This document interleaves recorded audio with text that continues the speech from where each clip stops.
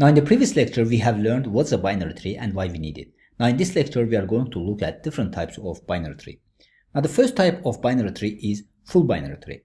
So in this case each node of binary tree has 0 or 2 children but not 1.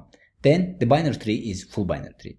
So let's see this example over here. So if we examine this example over here, we can see that each node has 2 children. So n1 has 2 children, n2 and n3, and n3 does not have any children, so this means that this is a leaf node, so it's okay. Then n2 has 2 children and n4 also has 2 children. So not any single node over here has a single child. So in this case, in case of full binary tree, all nodes at least have 2 children or they don't have any children. So it's not possible to have 1 children for any given node over here. So in this case, we call this binary tree full binary tree. Now the next type of binary tree is perfect binary tree.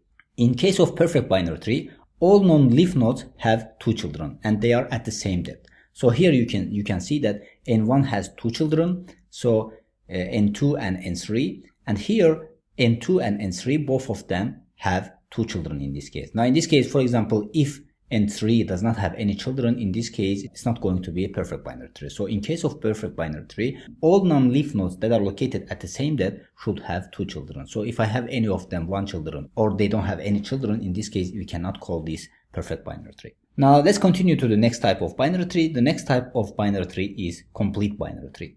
So in this case, all levels are completely filled except the last level. So the last level has keys as left as possible. Now in this case, the first level is n1. So in the first level, we can only have only one node, which is a root node. So we can see that this is filled.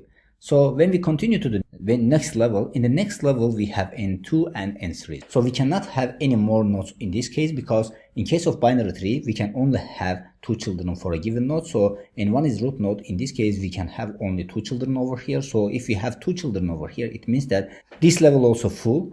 Then we are going to continue to the next level. So in the next level, third level, we can only have 4 nodes over here. So you see that we have 4 nodes over here.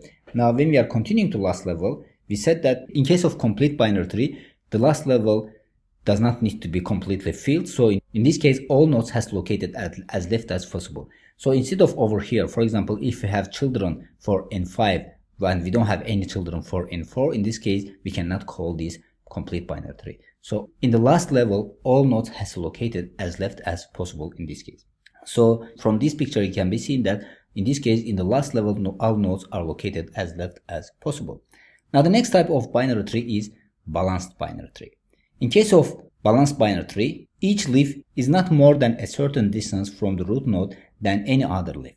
It means that, for example, n4 is a leaf node which is located 2 steps from n1, which is root node, and n5 also is a leaf node, so this has to locate it with the same distance from the root node. So you can see that it's located 2 steps from the root node. On the right subtree, we have n7 as a leaf node, so this one also is located 2 steps from root node over here. So in this case, we can call this binary tree balanced binary tree because all leaf nodes are located at the same distance from the root node in this case.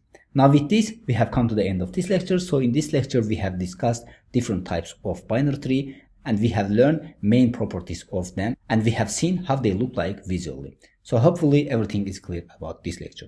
So see you in the next lecture.